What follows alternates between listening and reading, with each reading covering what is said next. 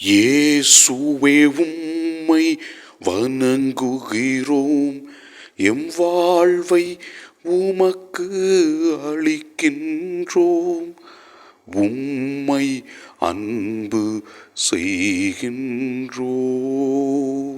இறைவா, நீர் நிறைவுள்ளவராக இருந்து எங்களுக்கு நிறைவான ஆசீர்வாதத்தை நாள்தோறும் கொடுத்து கொண்டிருக்கிறீர். எங்களை மறவாமல் எங்களுக்கு உதவி செய்கின்றீர். நீர் செய்கின்ற அனைத்து நல்ல செயல்களுக்காக நன்றி சொல்லி உம்மை ஆராதிக்கின்றோம். முதல் வாசகத்திலே நாம் பார்க்கிறோம், இறைவனுக்கு எதிராக பாவம் செய்து கொன்ற நபரை இறைவன் எவ்வாறு கண்டிக்கின்றார் என்பதை பற்றி தெல்லம் தெளிவாக விளக்குகின்றது. நற்செய்தி வாசகத்திலே நாம் இவ்வாறு வாசிக்கின்றோம்.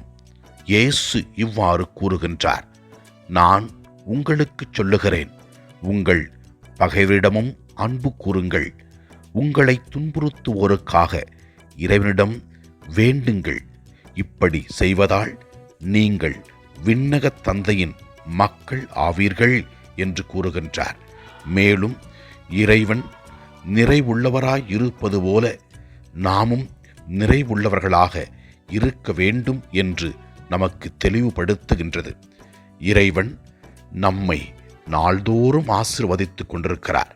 நாம் பல வேளைகளில் இறைவனுக்கு எதிரான செயல்கள் செய்தாலும் அவர் நம்மை ஆசீர்வதித்துக் கொண்டிருக்கிற இந்த தருணங்களை உணர்ந்து எதை மாற்றிக்கொள்ள வேண்டுமோ அதை மாற்றிக்கொண்டு இறைவனின் பிள்ளைகளாக வாழக்கூடிய அருளை தர வேண்டும் என்று ஆண்டவரிடத்திலே ஜெபிப்போம்.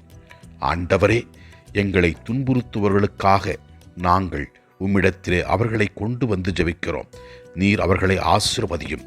ஆண்டவரே, நீர் எங்களோடு இருக்கின்றீர் என்பதை உணர்ந்து துன்ப வேளைகளில் நாங்கள் துவண்டு விடாமல் உம்மிடம் வந்து ஆசீர்வாதம் பெற எங்களுக்கு அருள் தாரும். ஆண்டவரை நோக்கி ஜெபிப்போம். வாழ்க்கையில் கஷ்டத்தோடு வேதனையோடு நோய்களோடு வாழ்கிற மக்களுக்கு இறைவன் நற்சுகத்தையும் ஆசீர்வாதங்களையும் அற்புதங்களையும் செய்ய வேண்டும் என்று ஜெபிப்போம். இறைவா, எங்கள் வாழ்க்கையை ஆசீர்வதியும், நாங்கள் செய்கின்ற செயல்களை ஆசீர்வதியும், எங்கள் குழந்தைகளை ஆசீர்வதியும். ஆண்டவரை நோக்கி ஜெபிப்போம். எல்லாம் அல்ல இறைவன் தந்தை, மகன், தூய ஆவியார் நம் ஒவ்வொருவரையும் ஆசீர்வதிப்பாராக. இயேசுவுக்கு புகழ். மரியே வாழ்க. ஆமென்.